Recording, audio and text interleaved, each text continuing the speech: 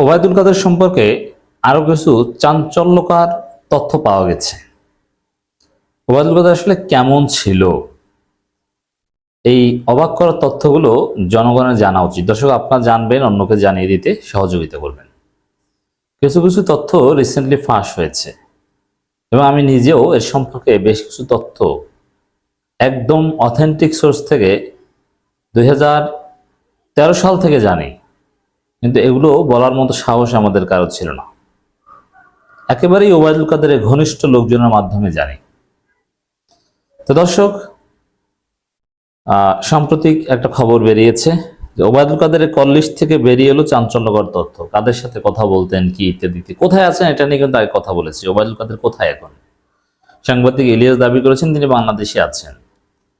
তো বাংলাদেশে থাকলে সেনাবাহিনী জানার কথা। এর মধ্যে সেনা হেফাজতে কারা ছিল, যদিও সেনা হেফাজতে যারা ছিল তাদের একটা বড় অংশকে পুলিশ গ্রেপ্তার করেছে।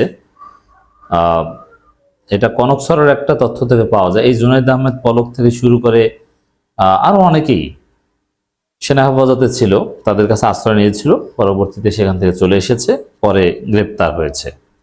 তো ওবায়দুল কাদেরের বিষয়টা এখন ওইভাবে ট্রেস করা যায়নি, বা সেনা হেফাজতে যে তিনি ছিলেন এরকম প্রমাণও কনক সরোয়ার যে তথ্য দিয়েছেন বিশ্বস্ত সূত্র থেকে, সেখানেও কিন্তু পাওয়া যায়নি। তাহলে একটা বিষয় স্পষ্ট যে ওবায়দুল কাদের সেনা হেফাজতে ছিলেন না, অন্য কোথাও ছিলেন। আবার সাংবাদিক ইলিয়াস বলছেন তিনি দেশে আছেন। আবার এটাও ঠিক যে ওবায়দুল কাদের যদি বিদেশে থাকতেন, ভারতে, তাহলে তিনি রাজনীতিতে সক্রিয় থাকতেন। কারণ ওবায়দুল কাদের আওয়ামী লীগের পোর খাওয়া নেতা, তিনি চুপচাপ কেন থাকবেন? যারা বিদেশে আছে, হাসান মাহমুদরা কিন্তু কথা বলেন, তারা আওয়ামী লীগের পক্ষে বলার চেষ্টা করেন, তৎপরতা চালান। তো ওবায়দুল কাদের বিদেশে থাকলে কেন কিছু বলবেন না? বিদেশে যারা গেছেন তারা তো ওইভাবে আত্মগোপনে নেই, তারা তো নিরাপদ। আর দেশে যারা আছেন তারা আত্মগোপনে, তারা কোনো কথা বলছেন না, কারণ জানেন যে কিছু বলতে গেলেই ধরা পড়বেন। তো দর্শক, তো ওবায়দুল কাদের দেশে থাকার যথেষ্ট সম্ভাবনা রয়েছে। আর ওবায়দুল কাদের কেমন ছিলেন আসুন একটু দেখি। আগে আমার তথ্যটা জানি, আমি যেটা জানি সরাসরি 2013 সালের কথাই। ওবায়দুল কাদের একেবারে সেই যুবক বয়স থেকে একজন প্রফেশনাল নারীবাজ,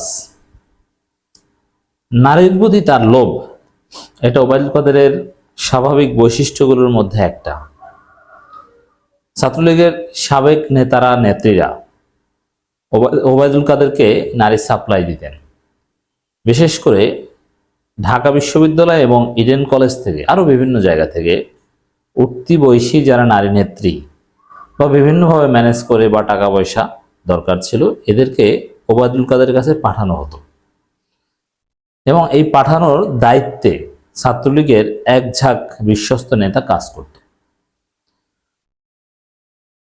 ওবায়দুল কাদের একটা ফ্ল্যাট ছিল, ওই ফ্ল্যাটটা রাখাই হয়েছিল গ্রিন রোড বা এরকম আশেপাশে। এটা ওবায়দুল কাদের পরিবারে কেউ থাকতো না বা অন্য কেউ থাকতো না, জাস্ট ওই ফ্ল্যাটটা রেখেছিল ওবায়দুল কাদের মনোরঞ্জন করার জন্য। যেহেতু ওবায়দুল কাদের পরিবার ছিল, স্ত্রী ছিল, তার বাসার মধ্যে তো নিতে পারতো না, এরকম আলাদা একটা জায়গা ছিল, সেখানে এভাবে নিয়ে দিয়ে যেত আর কি। কেউ বলেছেন গ্রিন রোড, কেউ বলছেন ধানমন্ডির মধ্যেই। এরকম নারীবাদ ছিলেন। এটা ছিল তার শখের মধ্যে একটা, নতুন নতুন নারী পাওয়া। এবং এটা আমরা যখন বিশ্ববিদ্যালয়ে পড়তাম এবং রাজনীতি করতাম, তখন এটা অনেকটা ওপেন সিক্রেট ছিল অনেকের কাছে যে ওবায়দুল কাদের এরকমই। মেয়েরাও এগুলো নিয়ে হাসাহাসি করতো, বলা বলি করতো যে অমুকিত গেছিল। এটা সত্য কথা। এখন দেখেন তার সত্যতা মিলছে। এখন ক্ষমতায় থাকা অবস্থায় এগুলো তো আর বললে তো একেবারে আয়নাঘর তার ঠিকানা, এটা তো বুঝে নেই। ইত্তেফাকের রিপোর্ট বিভিন্ন গণমাধ্যমে এসেছে, মূলত সাংবাদিকরা কিছু ব্যক্তিগত উদ্যোগে অনেক সাংবাদিক এটা বের করেছেন। এইটি গণমাধ্যমে এসেছে তাদের ফেসবুক পোস্ট থেকে। 24-এর গণঅভ্যুত্থানে ছাত্র জনতার উপর নির্বিচারে গুলি চালানোর মাস্টার মাইন্ড ওবায়দুল কাদের ঠিক কোথায় আছে তা নিয়ে যখনই নতুন করে চলছে জল্পনা কল্পনা, ঠিক তখনই তার ব্যবহৃত সিমের লোকেশন ও কল লিস্ট ট্র্যাক করে পাওয়া গেছে বেশ কিছু চাঞ্চল্যকর তথ্য।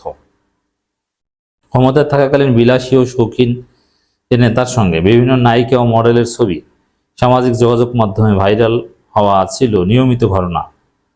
এবং ওবায়দুল কাদের চাহনির স্টাইল, নায়িকাদের সাথে বিভিন্ন প্রোগ্রামে গেলে তখন কিভাবে তাকাতেন, ওই তাকানোর স্টাইল দেখলেই তো বোঝে যে এর চরিত্র কেমন। যেমন ঢাকা বিশ্ববিদ্যালয় বিডেন কলেজে মেয়েদের সাথে যখন দেখা করতো তখন যে স্টাইলে তাকাতো, এতেই বোঝা যায় যে তার চরিত্র কি। আওয়ামী লীগ মানে এরকমই, এটা আপনি ধরে নেবেন। আওয়ামী লীগের এটা একটা কমন বৈশিষ্ট্য, ক্ষমতায় থাকলে বেসিক্যালি। আর ওবায়দুল কাদের যখন ক্ষমতার বাইরে ছিলেন তখনও স্টুডেন্ট লাইফ থেকেই নাকি এরকম ছিলেন, তার সমসাময়িক অনেকে আমাদেরকে বলেছে। অনেক নায়িকার সঙ্গেই তার ঘনিষ্ঠতা নিয়ে ব্যাপক গুঞ্জন ছিল সামাজিক যোগাযোগ মাধ্যমে। অবশ্য প্রকাশ্যে সেগুলো নিয়ে কেউ কথা বলতে সাহস করত না। এক চাঞ্চল্যকর তথ্য বেরিয়ে আসছে সাবেক সড়ক যোগাযোগ সেতু মন্ত্রীকে নিয়ে। সবশেষ 5 আগস্ট দুপুর 2টা 42 ওবায়দুল কাদেরের ব্যক্তিগত ফোন নাম্বারটি ফোন ট্র্যাক লোকেশন ছিল মোহাম্মদপুরে। হ্যাঁ, ওই দিন তো মোহাম্মদপুর বা গণভবনের আশেপাশে ওদিকেই থাকার কথা, এটা তো আমরা স্বাভাবিক বুঝি। এরপরে ওখান থেকে হয়তো বা কোথাও চলে গেছেন।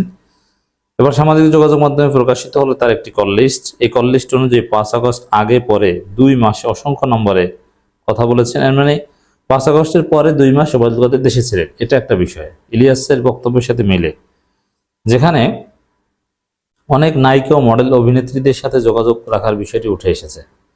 রাজনৈতিক কারণে নায়িকা, মডেল, অভিনেত্রী এদের সাথে ওবায়দুল কাদেরের কথা বলার কোনো যুক্তি নেই। ওটা ওই নারীবাজির কারণে যাদের নাম এসেছে এরা ওই ওবায়দুল কাদেরের খাদ্য, এটা সরাসরি বললাম।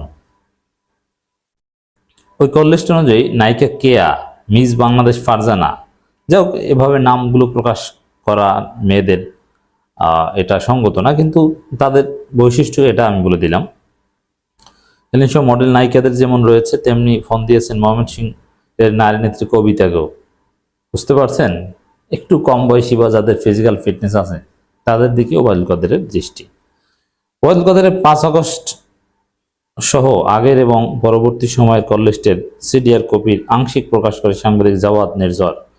তবে সিডিআর কপি বের করেছেন সাংবাদিক মুনাওয়ার আলম নির্ঝর। জাওয়াদ নির্ঝর ফেসবুকে এই পোস্টে এসব তথ্য জানিয়েছেন। তিনি ওবায়দুল কাদের কল লিস্টের সিডিআর কপির আংশিক প্রকাশ করে লিখেছেন, এত নাম্বার বাছাই করতে সময় লাগছে। নাম্বারগুলো ট্রু কলার সহ বিভিন্ন মাধ্যমে যাচাই বাছাই করা হচ্ছে, সেটাও মুনাওয়ার আলম করেছেন। তিনি আরো লিখেছেন, ওবায়দুল কাদের কল লিস্ট পর্যবেক্ষণ করে দেখলাম ফোনে সে কম কথা বলতো, কিন্তু তার ফোন লিস্টে নায়িকা, মডেল, অভিনেত্রীদের নাম্বার কেন? তাদেরকেও কি রাজনীতি শেখাতেন ওবায়দুল কাদের? না, অন্য কিছু শেখাতেন। এর আগে দেশের বিভিন্ন লোকেশনে ওবায়দুল কাদের আছেন বলে সামাজিক যোগাযোগ মাধ্যমে একাধিকবার খবর ছড়িয়ে পড়ে। কোথাও কোথাও আইনশৃঙ্খলা রক্ষাকারী বাহিনী অভিযানও চালিয়েছে, তবে কোথাও মেলেনি তার সন্ধান। গুঞ্জন আছে অন্যান্য নেতাদের মতো দেশ ছেড়ে পালিয়েছেন ওবায়দুল কাদের, তিনি ভারতে আছেন। তবে সাম্প্রতিক সামাজিক যোগাযোগ মাধ্যমে ওবায়দুল কাদের ব্যবহৃত সিমের লোকেশন ও কল লিস্ট ভাইরাল হয়েছে। তাতে ওই কল লিস্টের সত্যতা নিশ্চিত করা যায়নি। ভাইরাল ওই তালিকায় দেখা যায় সর্বশেষ 5 আগস্টের দিন কোথায় ছিল সেটা। এরপরে তিনি কোথাও না কোথাও গেছেন, যে কোথায় আছেন এটা আলাদা আলোচনা। তো ওবায়দুল কাদের চরিত্র কি, কেমন ছিলেন, বা আওয়ামী লীগ কেমন হয়, এর একটা ধারণা আশা করি আপনারা পেয়েছেন। এটা জাতিকে জানানো দরকার, নতুন প্রজন্মকে জানানো দরকার। আমাদের ব্যক্তিগত জানা, আমার এক অত্যন্ত ঘনিষ্ঠ সাংবাদিক ছিল যিনি প্রথম আলো থেকে চাকরিচ্যুত হয়েছিলেন, আমি তার নামটা বলবো না, তিনি ওবায়দুল কাদের সাথে চলতেন এক সময়। তিনি এই বিষয়টা অনেকটা সচক্ষে দেখেছেন, এরকম যে বিভিন্ন মেয়ে ইডেন কলেজ, ঢাকা ইউনিভার্সিটি থেকে তার কাছে সাপ্লাই দেওয়া হতো।